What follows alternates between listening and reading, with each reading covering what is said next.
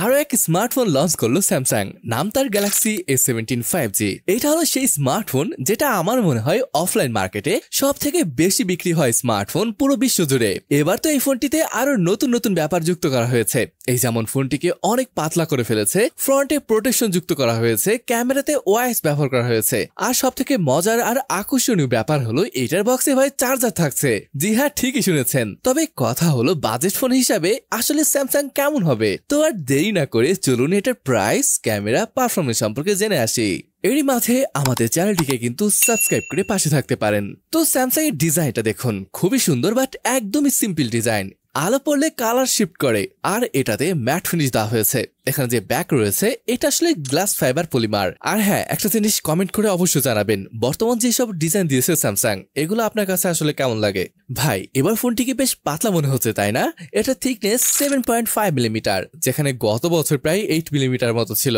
এখন যদি স্মার্টফোনটির ওয়েটের কথা বলি, এটার ওয়েট 192 গ্রামের মতো হবে। হ্যাঁ, ফ্রেমটি দেখতে একদমই মেটালের মতো, বাট এটা আসলে মেটালের নয়। ওকে, তাহলে পোর্টস আর বাটন নিয়ে কথা বলা যাক। বটমে দেখতে পাচ্ছেন একদমই সিম্পল রাখা হয়েছে, just speaker, type C port এবং একটা মাইক্রোফোন। রাইট হ্যান্ড সাইডে রয়েছে পাওয়ার এবং ভলিউম রকার, আর উপরে noise cancelling mic. Left hand সাইডে রয়েছে সিম কার্ড ট্রে, আর এখানে যে সিম কার্ড ট্রে রয়েছে এটা আবার হাইব্রিড সিম কার্ড স্লট, অর্থাৎ হয় দুইটা সিম আর তা না হলে একটি সিম এবং একটি এসডি কার্ড ব্যবহার করতে পারবেন। আরো একটা বিষয় রয়েছে, জেনারেলি এই প্রাইসে আসে না, এখানে আসলে গোরিলা গ্লাস ভিক্টাসের প্রোটেকশন রয়েছে।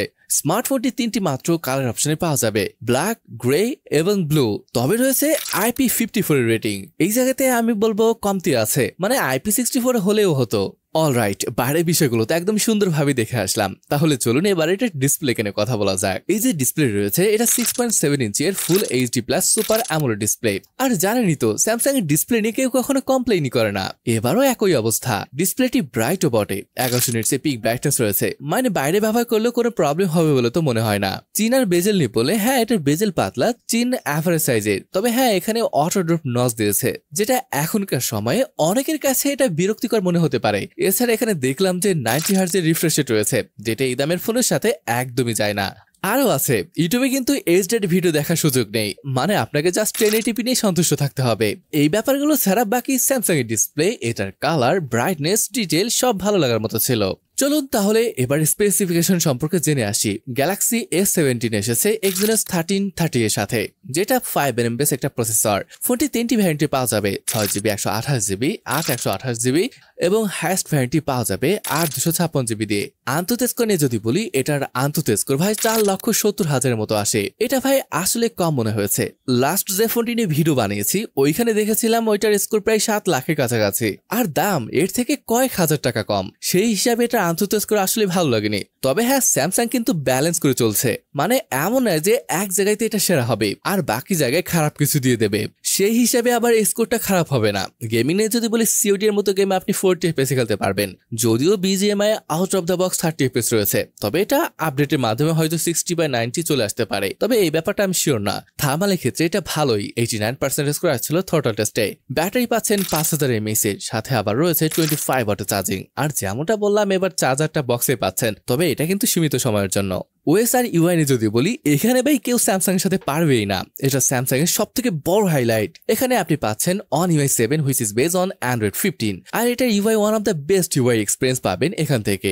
এআই এর কিছু ফিচার অবশ্য রয়েছে, এআই সার্কেল টু সার্চ, যেটা আরো বেশি পাওয়ারফুল। এছাড়া জেমিনিকে দেওয়া হয়েছে, যেটা পাওয়ার বাটন প্রেস করে রাখলেই ওপেন হয়ে যাবে। তবে সব থেকে আকর্ষণীয় ব্যাপারটা হলো এখানে 6 বছরের মেজর অ্যান্ড্রয়েড আপডেট রয়েছে।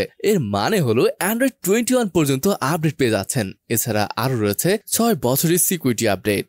আচ্ছা, এবার কানেক্টিভিটি নিয়ে কথা বলি। এখানে রয়েছে 5G, ডুয়াল 4G ফুল টি, ডুয়াল ব্যান্ড ওয়াইফাই, ব্লুটুথ 5.3 এর সাপোর্ট এখানে পাচ্ছেন। এছাড়া এখানে NFC সাপোর্ট রয়েছে। এবার আসুন একটু মাল্টিমিডিয়া নিয়ে কথা বলি। হ্যাঁ, ডিসপ্লেটি চমৎকার ছিল, যদিও স্টিরিও স্পিকার নেই, এমনকি নচ রয়েছে। তারপর যারা স্যামসাং কে ভালোবাসেন, মনে হয় না এটা নিয়ে তাদের কোনো প্রবলেম হবে।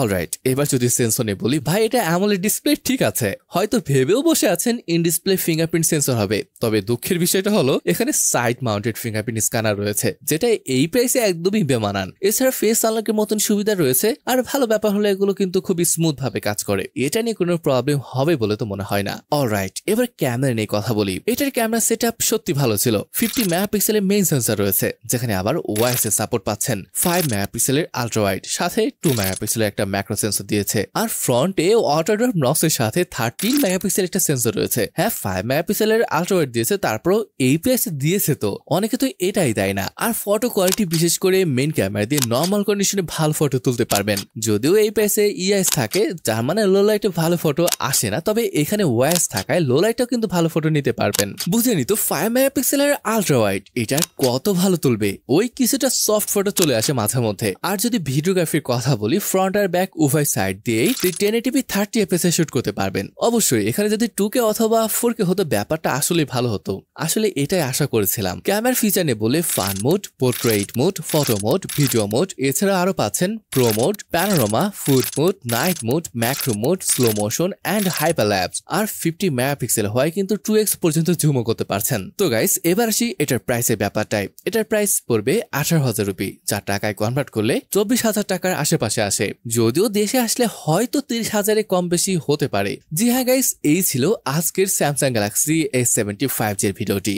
কি ভালো লাগেনি আর কি ভালো লাগলো তার কিন্তু সবই বলেছি। তবে এটার display, average performance, Gorilla glass ভিক্টাসের প্রোটেকশন রয়েছে, আর ক্যামেরা ভালো ছিল, মানে সব মিলিয়ে এটাকে ব্যালেন্স ফোনই বলতে পারেন। যাই হোক, এই ছিল আজকের ভিডিওটি। কেমন লাগলো তা কিন্তু কমেন্ট করে অবশ্যই জানাবেন। তাহলে আজকের ভিডিওটি এখানে শেষ করছি, দেখা হবে পরের ভিডিওতে। ততক্ষণ পর্যন্ত ভালো থাকুন, সুস্থ থাকুন, আল্লাহ হাফেজ।